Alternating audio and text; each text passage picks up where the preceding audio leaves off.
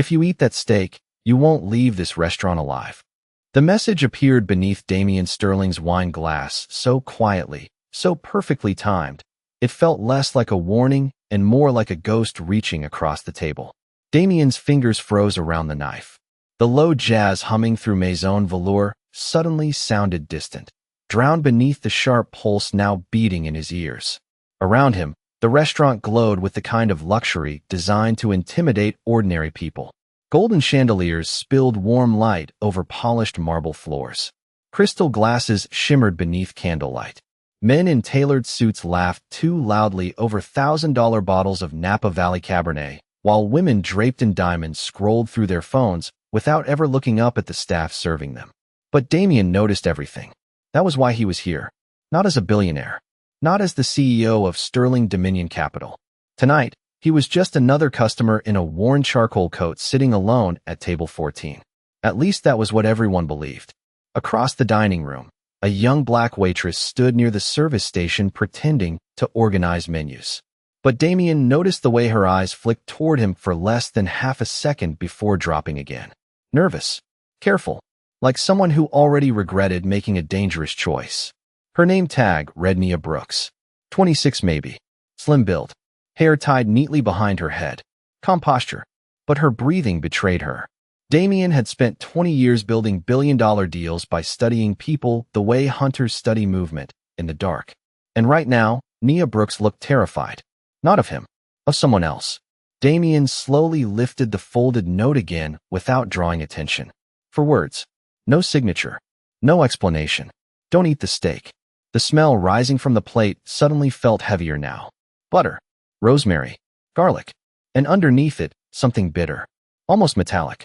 Damien's eyes shifted toward the open kitchen across the restaurant. That was when he saw the head chef. Victor Hale.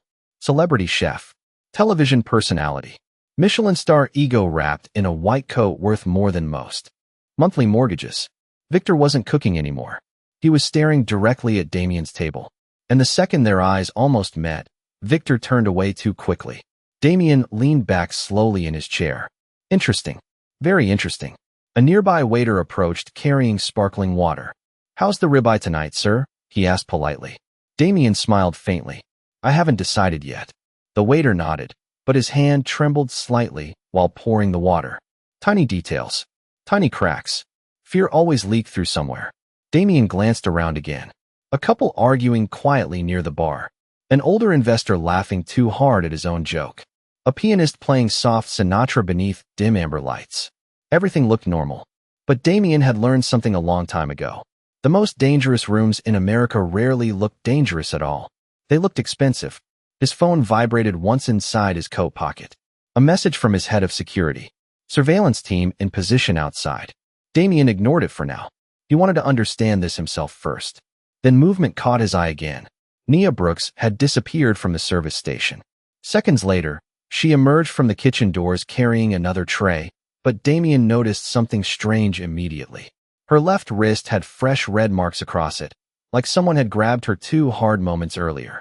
Yet she kept moving, face neutral, posture professional, pretending everything was fine. That was when Damien understood something critical. The note hadn't been part of some prank. Nia Brooks genuinely believed his life was in danger. And whatever was happening inside Maison Velour tonight, she was risking her own job to stop it. Damien Sterling did not believe in coincidences.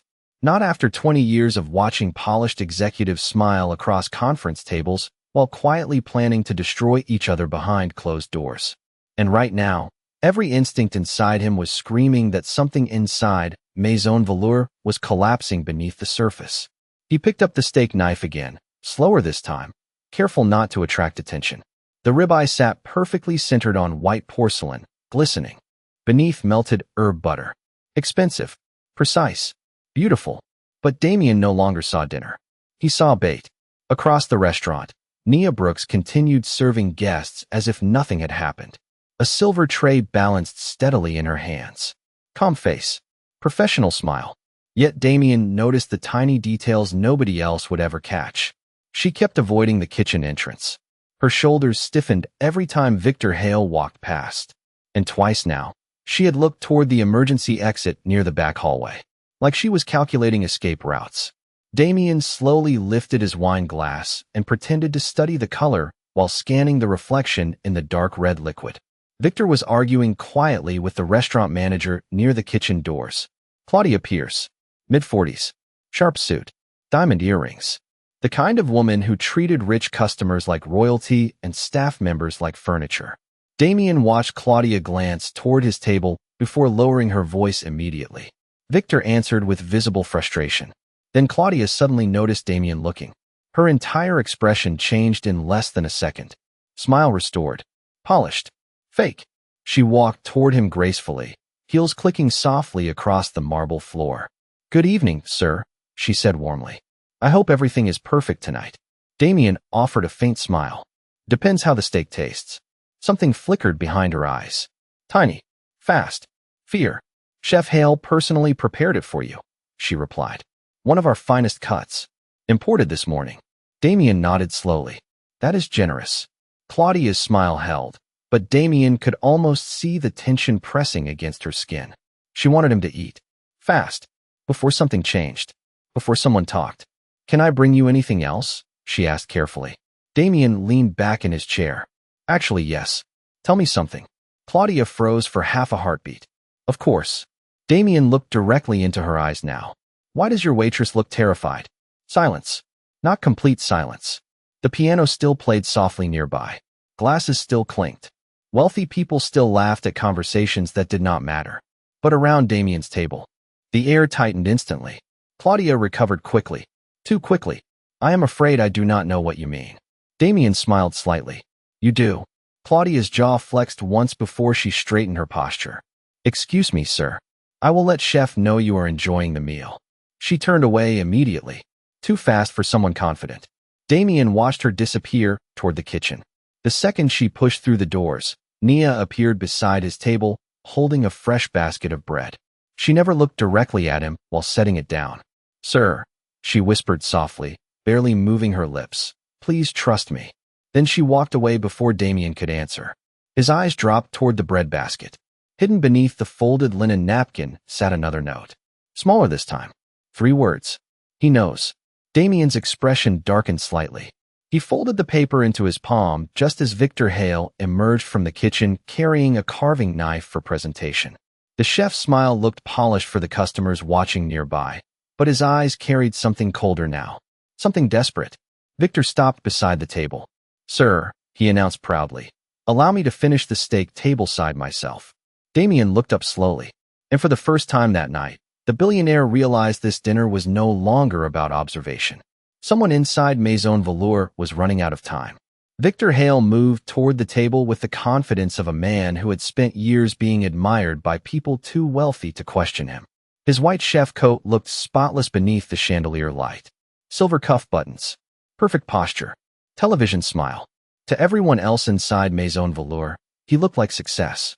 But Damien Sterling noticed the sweat forming near Victor's collar despite the cool 70-degree dining room. Fear always revealed itself eventually.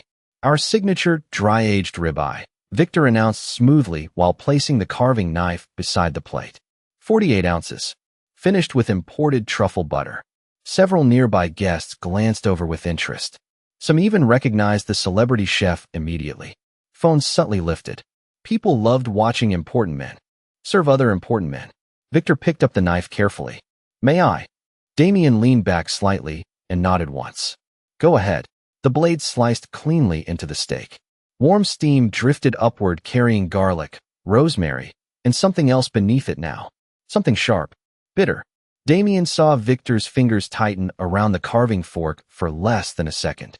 Tiny. Almost invisible. But enough. Across the room, Nia Brooks stood frozen near the wine station, holding 2 champagne glasses that had not moved in nearly 30 seconds. Her eyes stayed locked on Victor's hands. Not the steak. His hands. Like she was waiting for something terrible to happen. Victor placed a sliced piece onto Damien's plate with practiced elegance. "Perfect medium rare," he said quietly. "Exactly as requested." Damien stared at the meat without touching it. "You seem nervous tonight, chef." Victor forced a chuckle. "Pressure comes with reputation." Damien's expression remained calm. "No. This feels different." For the first time, Victor's smile slipped.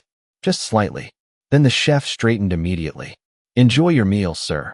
He turned to leave. Damien spoke again before he could take a second step. You changed the steak.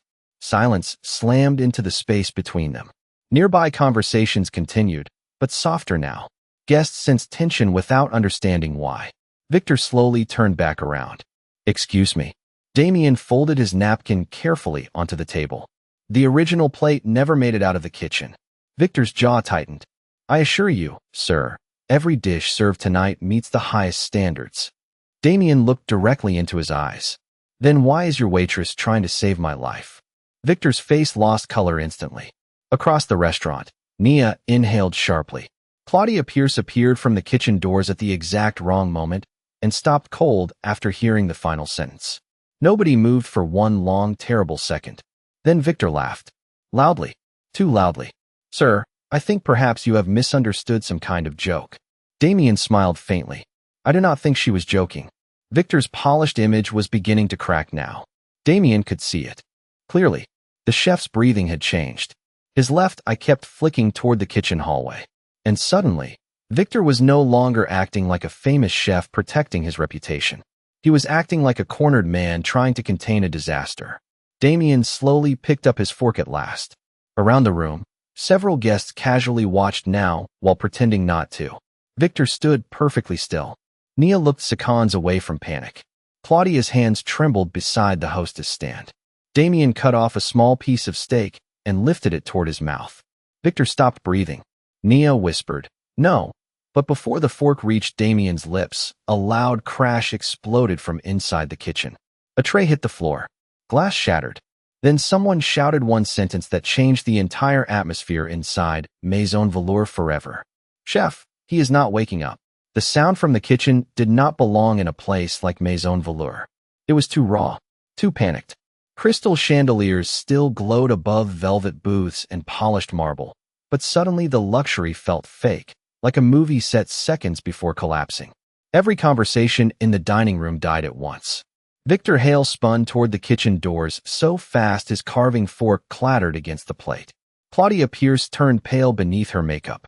And across the restaurant, Nia Brooks looked like she had just watched her worst fear come true. Chef, he is not waking up, the voice shouted again from inside the kitchen. This time louder. Closer. Guests began twisting around in their seats. Some stood halfway. Others reached for phones immediately because wealthy people in America loved two things more than luxury: power and scandal. Victor forced a smile that looked painful now. Please excuse me, he muttered before rushing toward the kitchen. But Damien Sterling stood first. Calm. Controlled. Dangerous. Nobody leaves, he said quietly. The tone was not loud, but something about it froze the room harder than shouting ever could. Victor stopped mid-step. Claudia blinked rapidly. Even the pianist near the bar slowly removed his hands from the keys. Damien adjusted the sleeve of his charcoal coat and finally looked like the man he truly was. Not a quiet customer. Not an anonymous guest. A man used to giving orders worth hundreds of millions of dollars.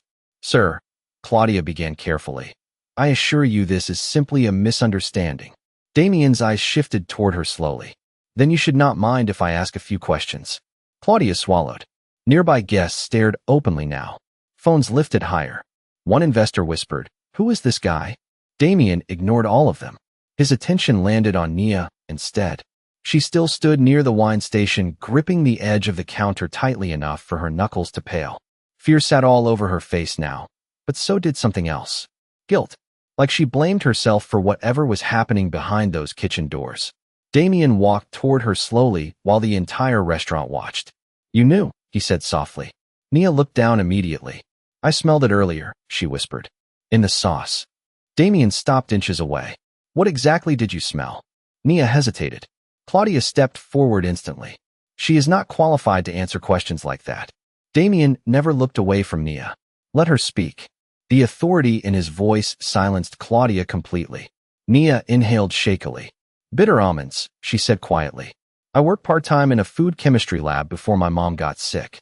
Certain compounds can smell sweet at first, but underneath, she stopped herself. Damien finished the sentence calmly. There is something wrong beneath it. Nia nodded once. Around them, guests exchanged nervous looks. One woman quietly pushed her own dinner plate away. Another man stood and demanded the check immediately. Panic was beginning to spread through the room like smoke under a locked door.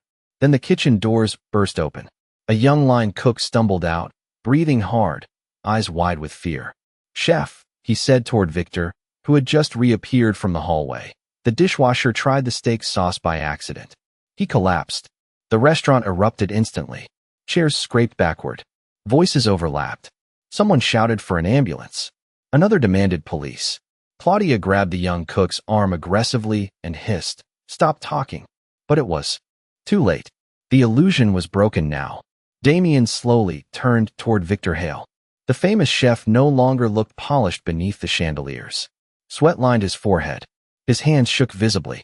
And for the first time all night, Damien noticed something deeper than fear in Victor's eyes. Desperation. The kind people carried when they knew their entire world was seconds away from ending. Damien's phone vibrated again inside his pocket. This time he answered it without breaking eye contact with Victor. "Yes," he said calmly. A voice replied through the speaker. "Mr. Sterling, our team intercepted financial transfers tied to Maison Velour 30 minutes ago. You were right. This place is being used for something much bigger than a restaurant." Damien's expression darkened slightly. Because suddenly, this was no longer just about one poisoned steak. The energy inside Maison Velour changed completely after the phone call. Luxury disappeared first. Fear replaced it. Guests who had arrived smiling beneath designer coats were now whispering nervously over half-finished cocktails. Several people stood near the exits, only to discover two large men in dark suits quietly blocking the doors. Damien Sterling slipped his phone back into his coat pocket slowly, while Victor Hale stared at him with growing panic. "Who are you?" Victor asked finally. Damien did not answer immediately. Instead, he looked around the dining room one long time. Candlelight flickered across frightened faces. Waiters stood frozen beside untouched plates. Someone near the bar was quietly crying. The entire restaurant felt like a beautiful ship beginning to sink without warning. Then Damien spoke. "The better question," he said calmly, "is who exactly were you trying to poison tonight?" Silence crashed into the room again. Victor opened his mouth, but no words came out. Claudia Pierce stepped forward quickly, forcing confidence back into her voice. "This is absurd. You cannot accuse people based on speculation." Damien looked at her. "I never said the steak was meant for me." Claudia froze instantly. Wrong reaction. Damien noticed it immediately. So did Nia Brooks. Her eyes widened as the realization hit her all at once. The steak had never been random. Somebody specific had been the target. Somebody expected to arrive at table 14. Damien turned toward Nia carefully. "Who usually sits here?" Nia hesitated. Claudia snapped, "Do not answer that." But Nia finally looked directly at Damien for the first time all night. "Councilman Everett Cole," she whispered. Several guests gasped softly. Even in Chicago, everyone knew the name Everett Cole. Powerful city councilman. Rising political star. Public face of anti-corruption reform. A man currently investigating organized financial crimes tied to luxury businesses across Illinois. Damien's expression darkened immediately. Suddenly, every piece began locking together. The fake accounting reports. The hidden transfers his investigators intercepted earlier. The panic in Victor's eyes. This was not about food. Maison Velour was laundering money. And someone believed Councilman Cole was about to expose them. Victor suddenly stepped backward. Tiny movement. Almost invisible. But Damien noticed. So did the security team watching from the restaurant entrance. "Nobody moves," Damien said quietly. Victor raised his hands immediately. "I did not poison anyone." Damien's eyes stayed cold. "But you know who did." Victor looked toward Claudia for half a second. "Mistake. Huge mistake." Claudia's polished mask shattered instantly. "Do not look at me," she hissed sharply. The room erupted into whispers again. Phones recorded openly now. Wealthy investors who once ignored the staff were suddenly watching every second like spectators at a trial. And standing in the middle of it all was Nia Brooks. The waitress nobody noticed an hour ago. Damien studied her carefully now. Not just her fear. Her courage. She could have stayed silent tonight. Most people would have. Most people protected themselves first. But she did not. And somehow, that mattered more to Damien than the millions of dollars surrounding this room. "How long have you known something was wrong here?" he asked her softly. Nia swallowed hard. About 3 weeks. Damien frowned slightly. Why stay? Her answer came quietly. Because people disappear when they ask questions. The restaurant fell dead silent. Even Claudia looked shaken hearing it spoken out loud. Nia continued carefully, voice trembling now. One dishwasher quit after seeing invoices in the office. Another server reported strange deliveries through the back entrance after midnight. Then they were both gone within days. Management said they found better jobs. Nobody believed it. Damien's jaw tightened. This was bigger than corruption now. Fear had been controlling this place for a long time. Then suddenly, from somewhere deep inside the kitchen hallway, the building lights flickered once. Then twice. The chandeliers dimmed. Guests gasped nervously. And in the brief darkness, Victor Hale turned and ran. The moment Victor Hale ran, panic spread through Maison Velour like a storm ripping through glass. Guests shouted over one another. Chairs scraped violently across marble floors. Someone dropped a champagne flute near the bar, and the sharp crack echoed through the restaurant like a gunshot. The chandeliers flickered again, bathing the room in pulses of gold and shadow. But Damien Sterling did not move with panic. He moved with certainty. Lock the rear exit. He ordered calmly into the small communication device hidden beneath his collar. 2 men near the front entrance immediately straightened. They no longer looked like ordinary customers. One removed an earpiece from beneath his sleeve, while another quietly guided terrified guests away from the kitchen hallway. The room finally understood something enormous was happening. Damien stepped forward slowly while Victor disappeared through the swinging kitchen doors. Claudia Pierce tried to follow him, but Damien stopped her with a single sentence. If you walk away right now, you are admitting guilt. Claudia froze instantly. Her carefully controlled expression began collapsing under pressure. Mascara smudged slightly beneath one eye. Her breathing became shallow. The powerful manager who once controlled every inch of Maison Velour suddenly looked small beneath the restaurant lights. Across the dining room, Nia Brooks stood completely still. She looked exhausted now. Not physically, emotionally, like years of fear were finally catching up to her all at once. Damien noticed her hands shaking softly beside the wine station. He walked toward her while the chaos continued around them. You did the right thing, he said quietly. Nia let out a bitter laugh that almost sounded like heartbreak. You do not understand. Damien studied her carefully. Then help me understand. Nia glanced toward the kitchen hallway before lowering her voice. Victor was not the one truly in charge here. Damien's eyes narrowed slightly. Who was? Nia hesitated. For a second, she looked terrified to even say the answer aloud. Then the lights flickered again. This time the entire west side of the restaurant went dark for nearly 3 full seconds. Guests screamed softly in confusion. Somewhere near the kitchen, an alarm began beeping. And during that brief darkness, Damien noticed Claudia reaching for her phone beneath the hostess podium. The billionaire moved instantly. He stepped forward and took the phone from her hand before she could unlock it. Claudia gasped. You cannot do that. Damien glanced at the screen. One unread message glowed beneath the emergency alerts. Get out now. They know. Damien slowly lifted his eyes back to Claudia. Who sent this? Claudia's composure shattered completely. You have no idea what you are interfering with, she whispered. This restaurant is protected. Damien gave a cold smile. Protected by who? Claudia looked around the dining room like someone searching desperately for an escape that no longer existed. Then finally she whispered one name. Marcus Vale. The reaction was immediate. Even several guests nearby went silent hearing it. Marcus Vale was not just wealthy. He was untouchable. Real estate empire. Political donor. Owner of luxury hotels across 3 states. Public philanthropist. Private roomer. The kind of man newspapers praised carefully because powerful people disappeared from conversations after criticizing him. Damien's expression darkened immediately. Now everything made sense. Maison Velour was not simply laundering money. It was part of something larger, cleaner, smarter, dangerous enough to frighten an entire staff into silence. Nia looked down at the floor. Victor started changing after Marcus got involved, she said quietly. Deliveries came at strange hours. Security cameras disappeared from storage rooms. Employees stopped asking questions. Damien listened carefully while sirens finally began echoing faintly outside the building. Some guests rushed toward the windows immediately. Red and blue lights reflected against the restaurant glass like warning signals from another world. Then suddenly, the kitchen doors burst open again. But this time Victor Hale was not running anymore. He looked pale, sweating heavily, terrified beyond reason. And standing directly behind him was a tall man in a dark cashmere coat Damien recognized instantly from half a dozen financial investigations. Marcus Vale himself had just walked into Maison Velour. Marcus Vale did not walk into Maison Velour like a criminal. He walked in like a man who expected every room in America to belong to him. His dark cashmere coat looked untouched by the cold Chicago rain outside.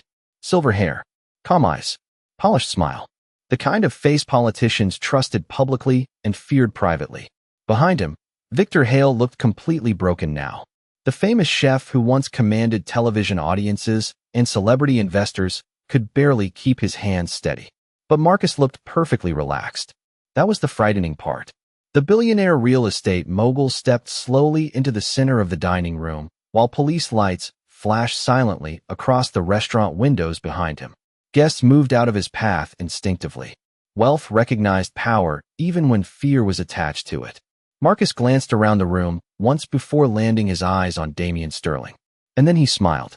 "Well," Marcus said smoothly, "this explains why my evening suddenly became complicated."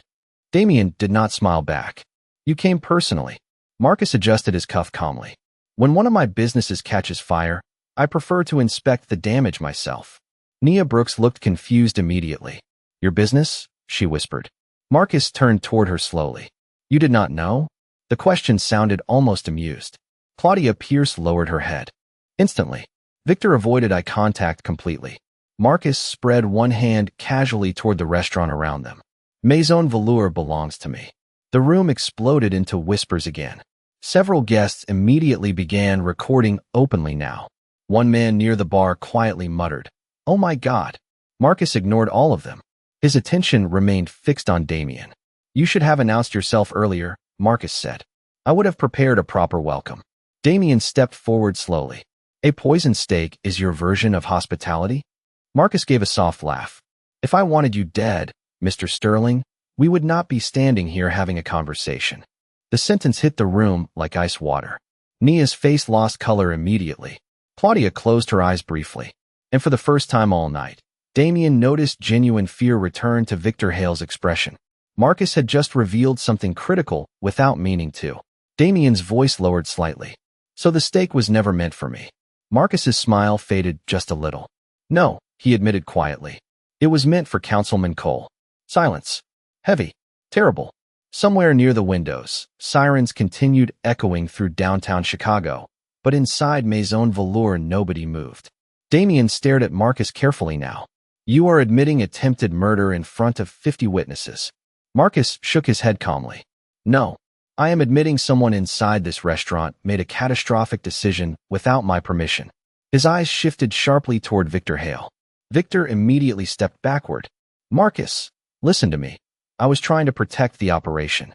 "By poisoning a public official?" Marcus's voice remained soft, but somehow became even more dangerous.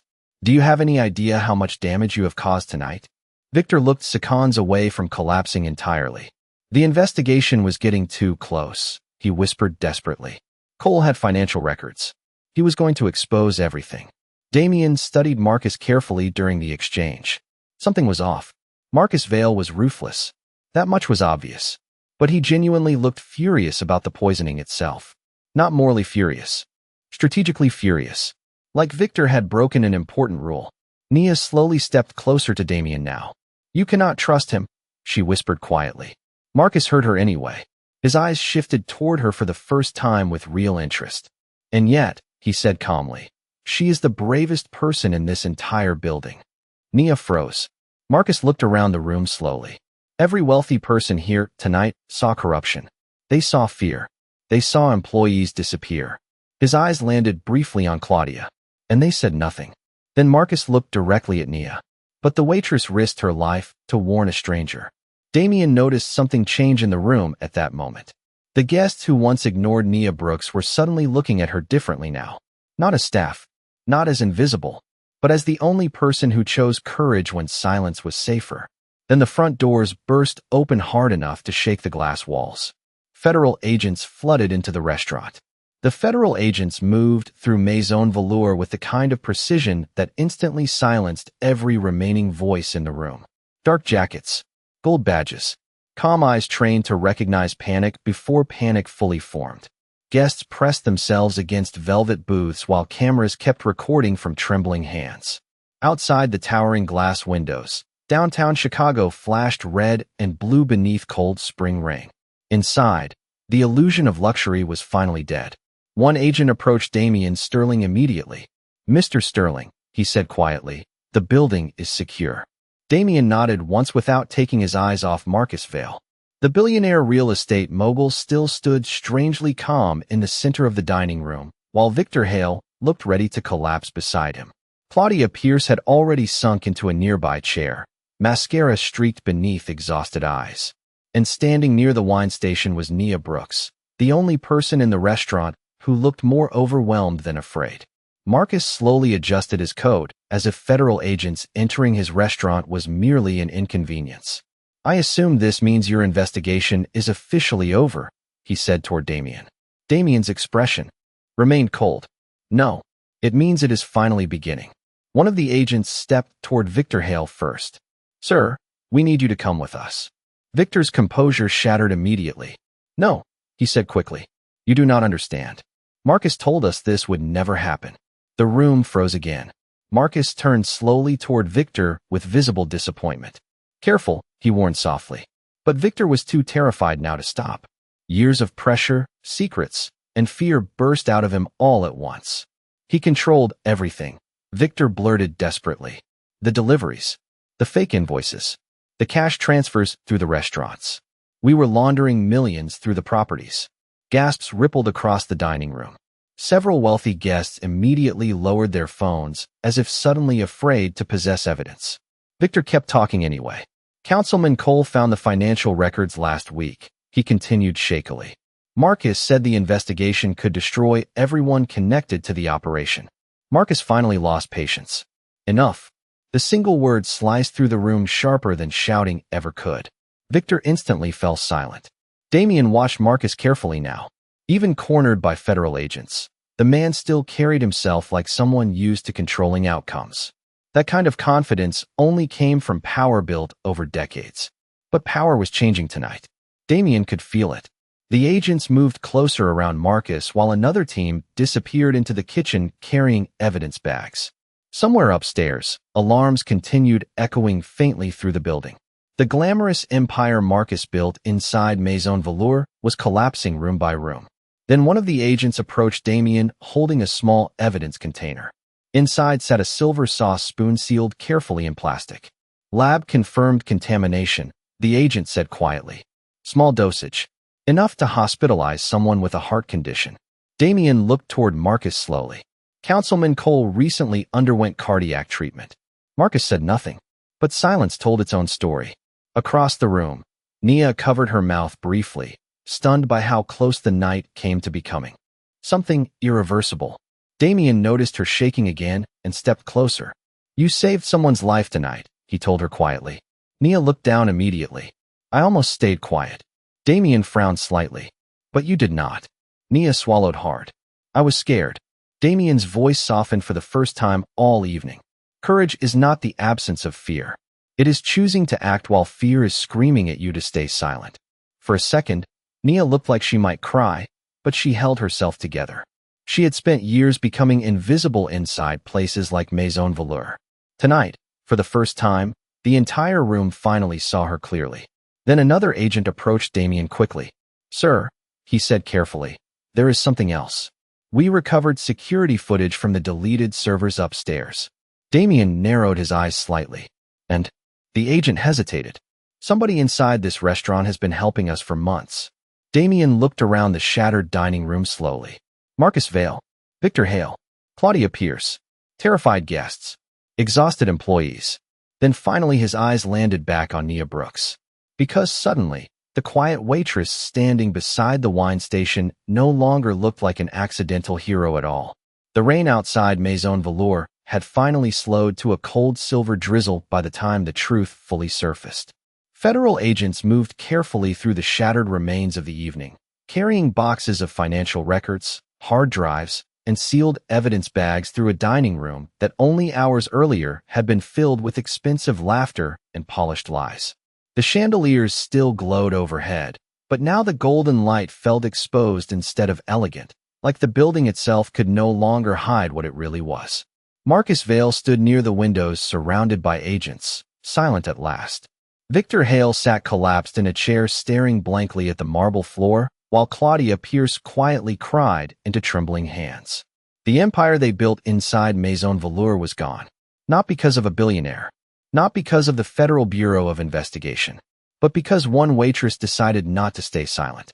Damian Sterling stood near. Table 14, looking at the untouched steak still sitting beneath the dining room lights. Cold now. Forgotten. The plate that almost changed everything. An agent approached holding a recovered laptop from the upstairs office. We found encrypted reports connected to the restaurants, he explained quietly.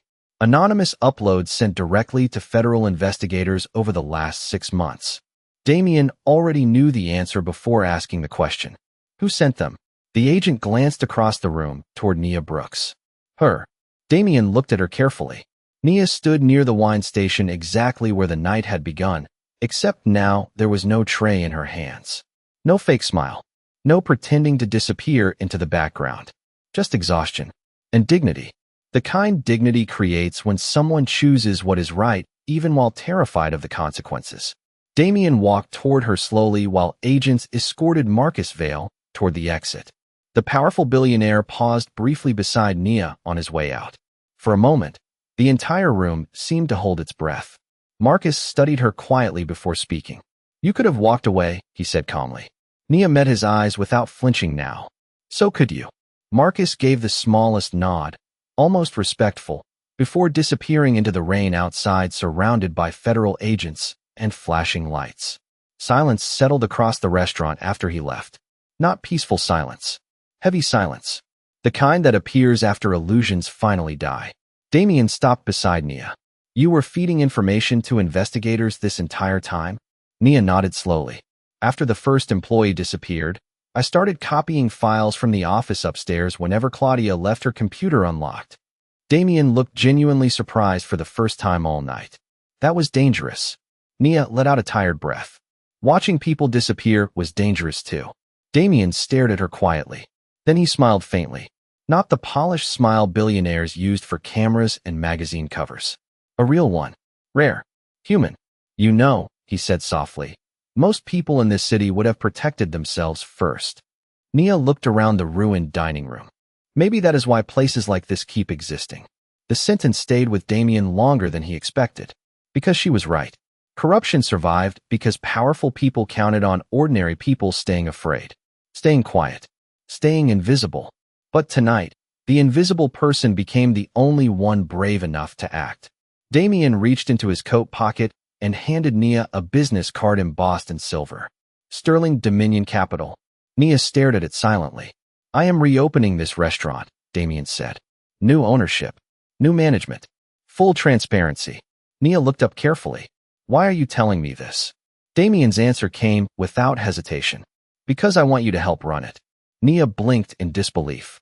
I am a waitress. Damian shook his head gently. No. You are the reason innocent people are still alive tonight. Around them, employees quietly watched the exchange. Not with jealousy, with admiration. For the first time, they were seeing Nia Brooks not as staff, not as invisible, not as background noise moving between wealthy tables. They were seeing her as the bravest person in the room. Damian glanced once more at the untouched steak before turning toward the exit. Money can buy silence, he said quietly. But tonight, courage spoke louder. And standing beneath the fading chandelier light, Nia Brooks finally understood something the powerful people inside Maison Velour never did. Real power was never about owning the room. It was about choosing humanity when everyone else chose fear.